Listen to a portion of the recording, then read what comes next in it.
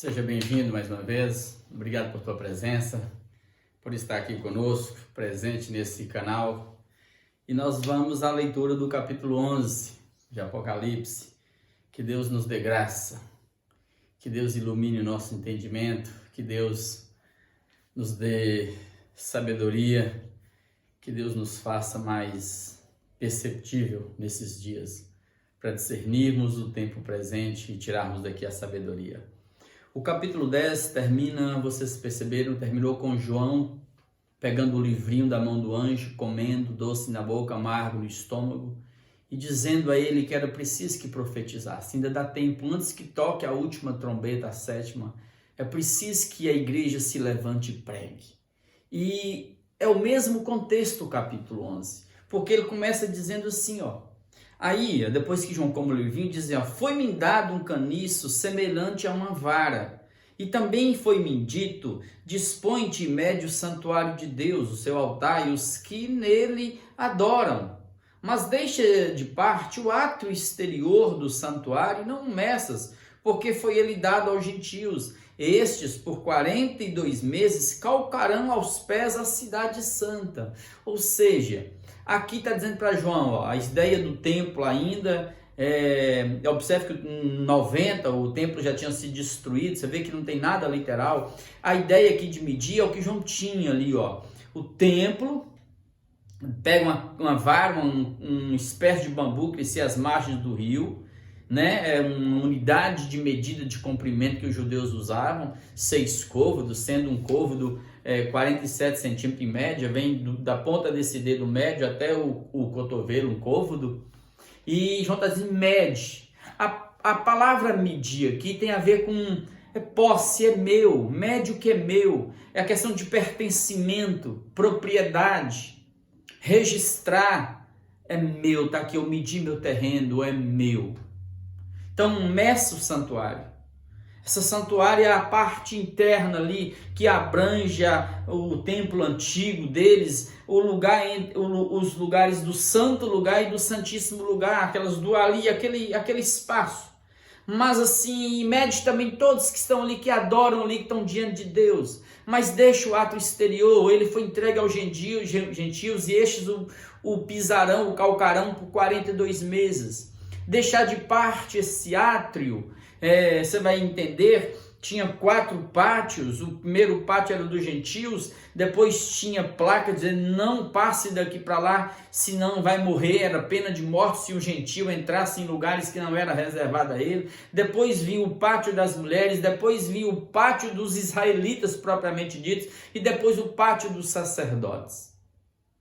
A questão é o seguinte, durante esse período ainda de profetizar na terra, da igreja ir, os gentios vai pisar, o mundo vai hostilizar, o mundo vai conspirar contra Deus, contra Jesus, contra você, contra nós, porque não interessa ao mundo essa santidade, essa ética, essa vida do evangelho em função da forma como eles vivem. E 42 meses aqui, essa palavra 42 meses é a mesma expressão que vai aparecer aqui, olha para você ver aqui, no verso 3, 1260 dias, porque 1260 dias, um dia, um mês de 30 dias, 1260 dividido por 30 vai dar os 42 meses do verso 2, que é a mesma expressão que tem em outros lugares, né? 3 anos e meio, que é a mesma ideia lá de Daniel 7:25. Porque diz que ele naquele tempo, e a profecia lá se referia a Antíoco, e mais possivelmente para o fim, para esse anticristo no último tempo, essa besta que vai surgir, lá era isso, eles iam se levantar contra o Altíssimo, hostilizar e perseguir os santos de Deus, ia mudar os costumes, as leis, destruir tudo que se chama santuário, e isso por um tempo, tempos e metade de um tempo. Tempo 1 ano, tempos 2 anos e metade do tempo meio ano, 3 anos e meio. É a mesma expressão. Então grava, durante esse período em que a igreja profetiza, vai ter perseguição, luta, o povo vai vir para cima da gente. Você vê que é isso mesmo. João com o meu livrinho está profetizando. Verso 3, darei às minhas 2 testemunhas que profetizem por 1260 dias, durante o mesmo período de que os gentios vão pisar aos pés aquilo que se chama de Deus, povo de Deus, né? Vestidos, vão profetizar vestidos de pano de saco, que era humildade, era também uma espécie de roupa que os profetas usavam. São essas duas testemunhas, são as duas oliveiras e os dois candeeiros que se acham em pé diante do Senhor da terra.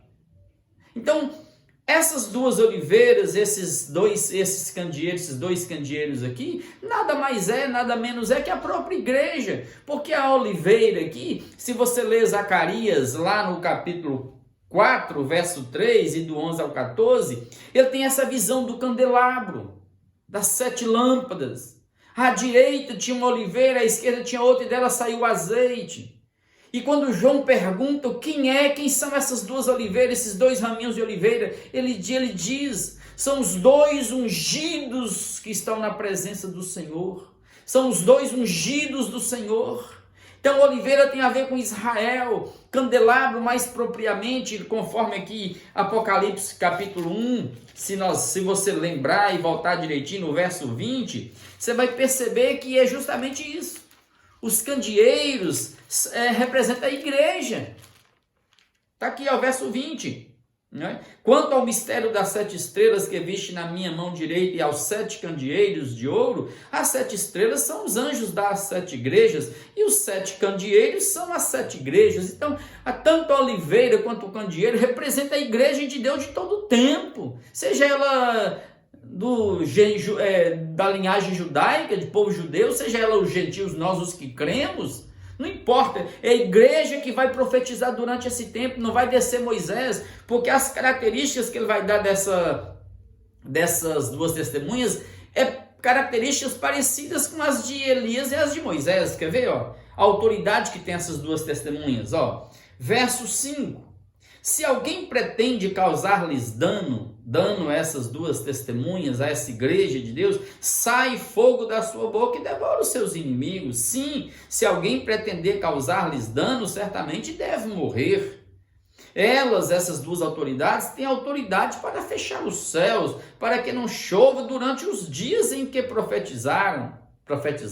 Isso é o que? Elias fez fogo cair do céu, consumiu o holocausto, fechou os céus para não chover, orou e deu destruir os profetas de Baal no Monte Carmelo. Tem autoridade também sobre as águas para convertê-las em sangue, aludindo a Moisés, as pragas lá do Egito, bem como para ferir a terra com toda sorte de flagelos. Nós lembramos de todos eles, né, lá, tantas vezes quantas quiserem. E aqui os flagelos se referem àqueles que ainda virão sobre a terra ainda.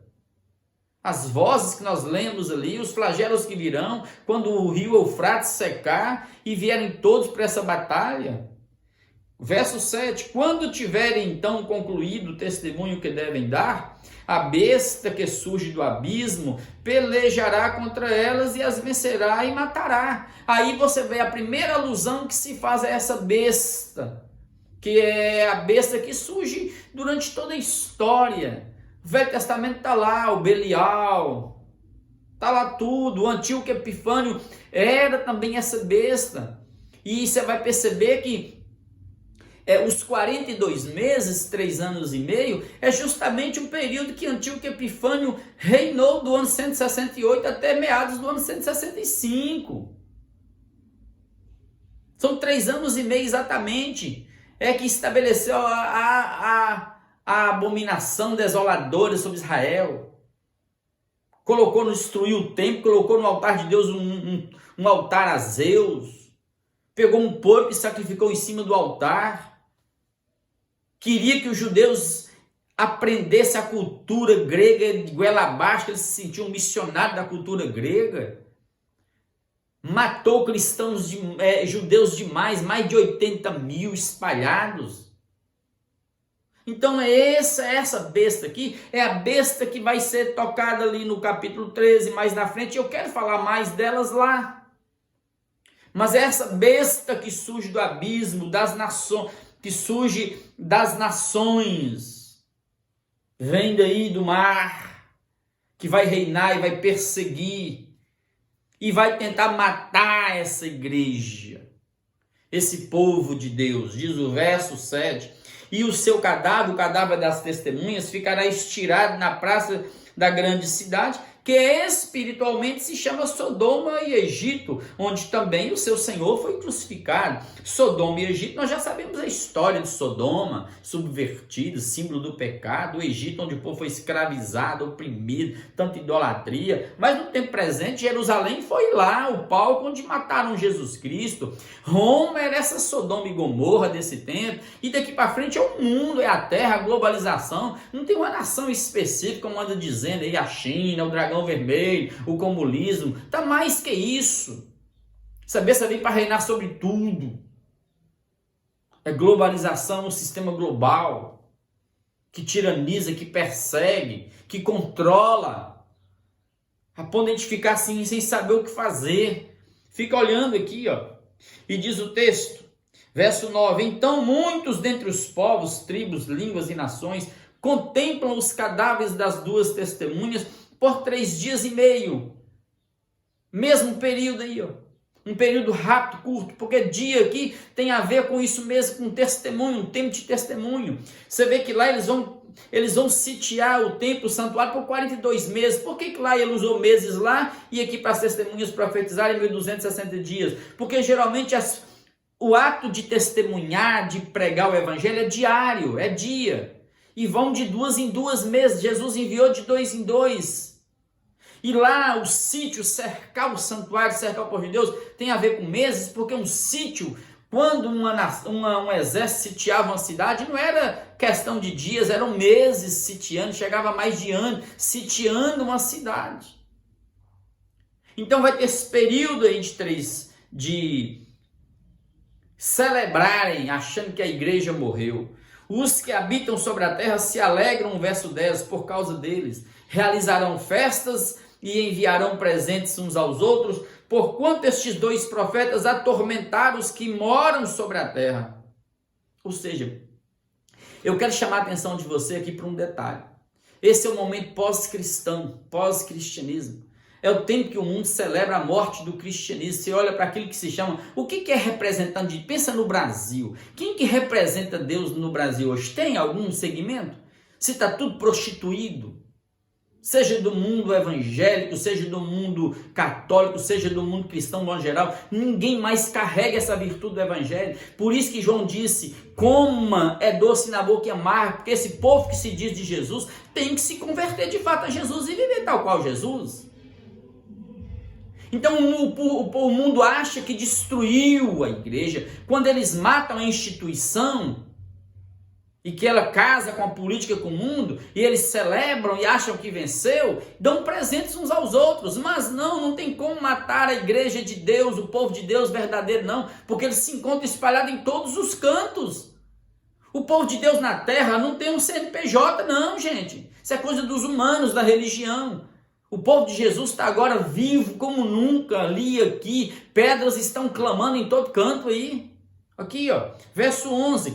Mas depois dos 3 dias e meio, um espírito de vida, ressurreição, ó, vindo da parte de Deus, neles penetrou, e eles se ergueram sobre os pés, e àqueles que os viram sobreveio grande medo. E as 2 testemunhas, que é a igreja de Deus, ouviram grande voz vinda do céu, dizendo-lhes: subi para aqui. E subiram ao céu numa nuvem, e os seus inimigos as contemplaram. Naquela hora houve grande terremoto e ruiu a 10ª parte da cidade, e morreram nesse terremoto 7.000 pessoas. É um completo, não é questão exata, literal, completude. Ao passo que as outras ficaram sobremodo aterrorizadas e deram glória a Deus, ao Deus dos céus. Ou seja, lembraram, não morreu, Deus está vivo, Deus está tudo inteiro, a igreja de Deus não morre. Quem é de Deus é de Deus. A instituição vai morrendo, vai virando motivo de chacota nas redes, na nação, de tanta vergonha, de tanto horror, de tanto escândalo que está surgindo, de todos os níveis de escândalo. Mas quem tem Jesus no coração está vivo, pregando ali de casa em casa, de canto em canto, de nação em nação.